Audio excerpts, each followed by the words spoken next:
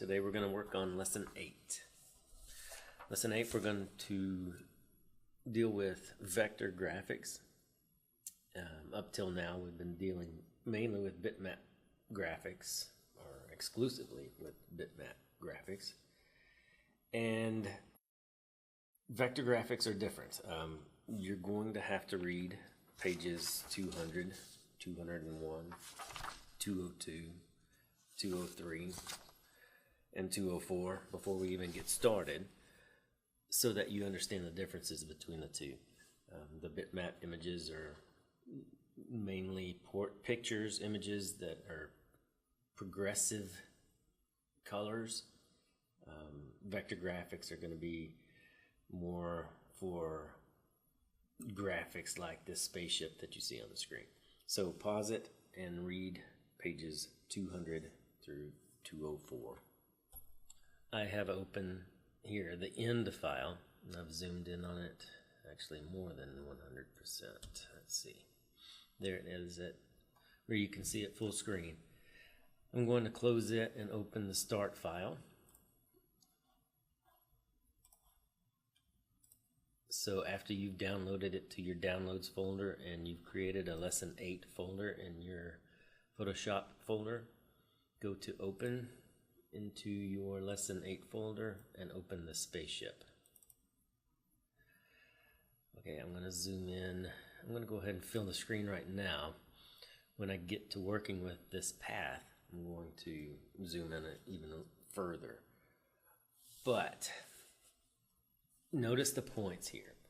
The instructions are going to tell you to do certain things, and I'm going to tell you to do it basically the same way, but just a little different. You're going to have to adjust for where you click, and you're not going to click exactly where the instructions tell you to. There's differences, very subtle differences that will make a difference in your path. So we're going to select the pen tool. Actually, I'm going to go ahead and select, now that I've got the zoom tool selected, I'm going to zoom in. Mine is 400%. Yours might be different. When you have the pen tool or the zoom tool selected, if you hold down the space bar, your cursor turns into a hand, assuming y'all's cursor is doing what mine is. Sometimes y'all's does different than mine. But anyway, you can turn it into a hand and move the image around so that you don't have to zoom out and then zoom back in. So now that I'm zoomed in, I'm going to choose the pen tool. It is right here. Actually, I already chose it. And we're going to make sure our options up here are the same. First, I guess we need to go up here. The instructions tell us in the workspace switcher in the applications bar, which is just go to Window Workspace. And it wants you to choose Design.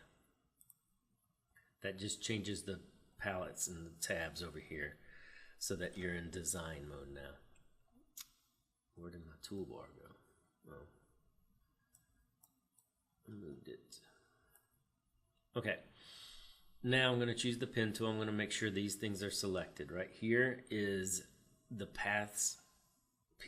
Make sure I have the path selection selected in the pop-up menu, which is right here. I'm going to make sure rubber band is not selected. I'm going to make sure that auto add delete is selected, and then your default here is exclude overlapping path areas. You're going to choose add to path area. Choose that one instead of that one. Okay, and then we're going to start with our paths. You're going to click the Paths tab to bring that panel to the front of the layers right here. And right now there's nothing here because we haven't created a path yet. But as we draw, it will create a paths layer, I guess is what it is, here, and you'll see your drawing or your path start. There will be a thumbnail of it right there. Okay, first we click point A. We're trying to make a selection of this spaceship. Okay, so when it tells you to click these points, try to click on the outside of the spaceship area. It says to click point A, where the blue dot is, and release your mouse button. Now we've set our first anchor point. You've read about, hopefully, through 200 and 204, about open and closed paths. This one is going to be a closed path once we get all the way around the spaceship. We need to click point B and drag the cursor to the red dot labeled B. All right, there's my red dot labeled B, and there's my B. So I'm going to click and hold my mouse button, and I'm going to drag. As I do so, you can see the curve between A and B adjust. If I go certain areas, it adjusts how the curve bends. Now, these instructions tell you to drag it here. Now, if you'll notice, when I drag it here, my selection up here is a little too high, and my selection here is a little too low, and I don't want that. So I'm going to undo what I just did, and I'm going to go pretty close to where this is, but I'm going to adjust it like I want to. That looks about right. So I'm going to release my mouse button here. Now, in order to make this curve the right one, because right now it's a smooth point, and we need to create a corner point. In order to do that, you hold down your Alt button, and you click right there where you created that dot. Okay? The path is still going from there to there, but we've created a curve, a straight point instead of a curved one. I mean, it's a corner point instead of a smooth point. Okay, now on point C, I'm going to go ahead and click my space bar, hold down my space bar and move it here. These next few, we're going to do the exact same thing.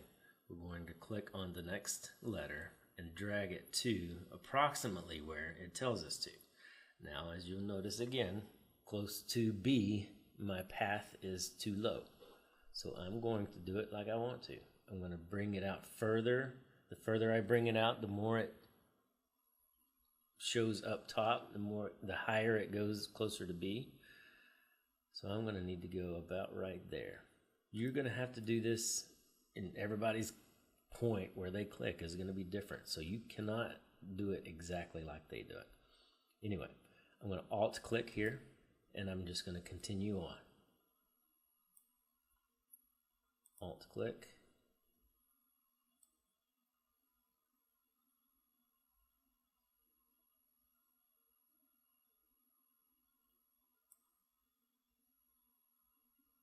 Alt click. This doesn't look too great, but I'm not going to mess with it right now. Right here, when we get to F, we're not going to create a curve. We're just going to click it once and let go. Move down here to G. Drag it so that that selection covers the bottom. We do want a curved point here. So we're going to Alt click. Come over to H.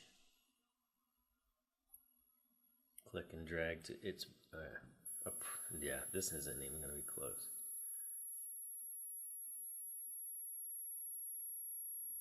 Wow. Just get it as close as you can. Alt click, and we're going to Alt click all the way up to, I think it's Ilmer N. We're going to Alt click. We're going to create curved points instead of corner points. Where's I? I, J, K, L. Okay, I is this one. Click and drag it to the little I. That looks about right for me. Let go, and then Alt click. J, just a little curve right there. Space bar to move it. Okay. Alt click. Oops, I missed it. I'm going to hit Control Z and Alt click, and I'll make sure I'm right over that. L, where's my little L? Oh, that's my little L. Alt click. Ilma.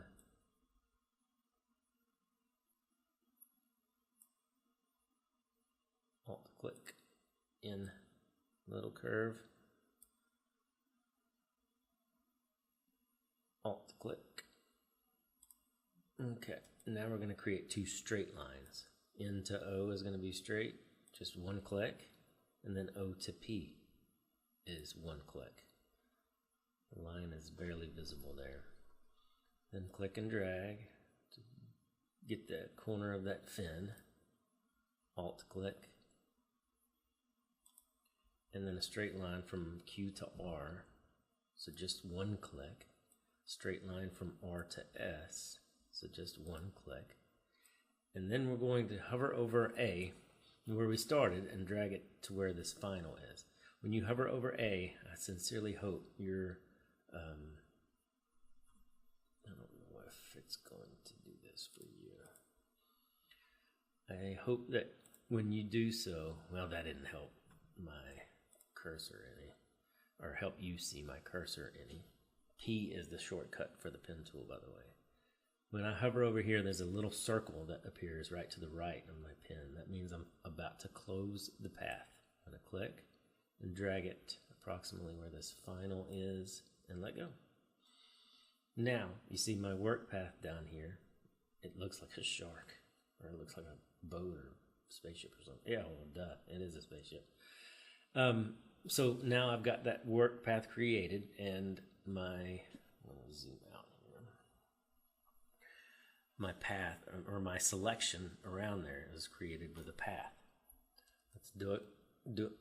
Go ahead and double click the work path so we can save it. And we're going to type spaceship. It's barely obvious. And click OK. So we've named that path spaceship. And once again, of course, I forgot at the very beginning. The instructions told you to save it as working. If you did, as soon as you save it as this, go back and delete that working. First initial, last name, lesson 8.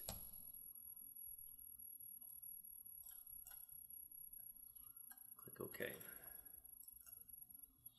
Okay, now we're going to create a second path. And we're going to do it with a combination of the magic wand tool, a selection tool, and the pen tool. So go back to your layers tab, and this template layer, we don't need that anymore, so go ahead and drag it down to the trash can. As you can tell, there's a path. This line is still around your spaceship here. I didn't do so hot right there. I hope you did better than me. And we are going to choose the magic wand tool. We haven't used it much in here unless you've experimented a little bit.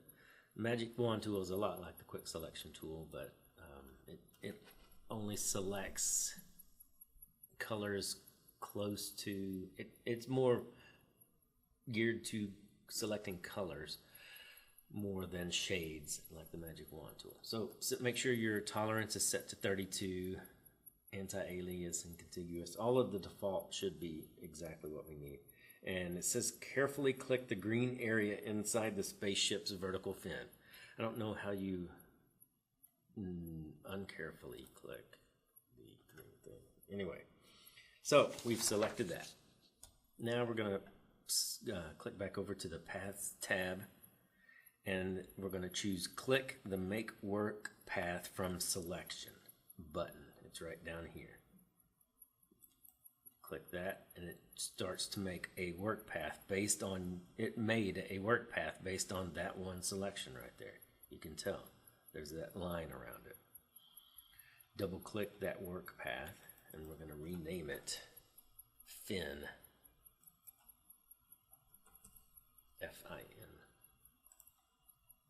Okay, we just had a selection and we created a path from it. Well, you can go the exact opposite direction and create selections from paths. It has been difficult sometimes with different selection tools for you to select different parts of images. So now here's just one more way for you to do that. You can use the paths that you've created and convert them to selections. In the Paths tab, click the spaceship. just to make it active. Choose Make Selection from the Panels menu and click OK right here. Make Selection.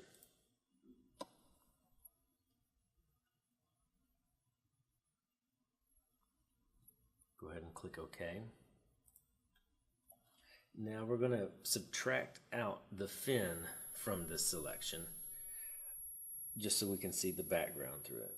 So in the Paths panel, let's go ahead and select the fin layer, make it active, then choose Make Selection again. And instead of the default new selection here, we're going to select Subtract from Selection and click OK. So now this whole spaceship is selected, but the dotted lines around here, the ants, the marching ants, lets us know that this is not selected. This is not part of our selection. Of course, make sure you're reading along. I'll read this next part, but you can't just follow my instructions. Open your book and make sure you're reading along. You'll see how creating the selection with the pen tool can help you achieve interesting effects. Because you've isolated the spaceship, you can create a duplicate of it on a new layer. Then you can copy it to another image file specifically to the image that's the background for the toy store poster that we haven't opened yet. Make sure that you can still see the selection outline in the image window and choose Layer, New, Layer via Copy. We're going to make sure it didn't, I don't know if it told us at any point, but I want to come back to my Layers tab, and I'm going to choose Layer, New, Layer via Copy. That's just going to create a new layer based on me copying what I had selected. So the only thing on this layer is what I had selected, which was the spaceship and that fin cut out. Go ahead and double click this layer to name, double click the name and name it Spaceship.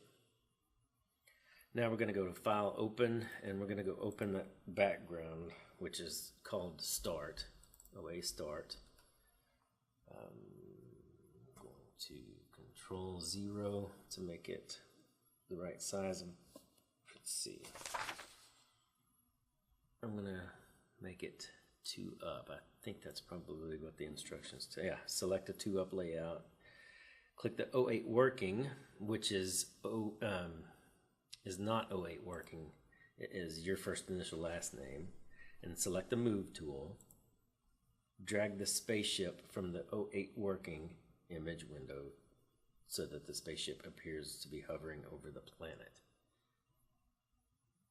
Okay, so let's see if this will work. Yeah, that'll work. As soon as I do it, I'm going to go back to here.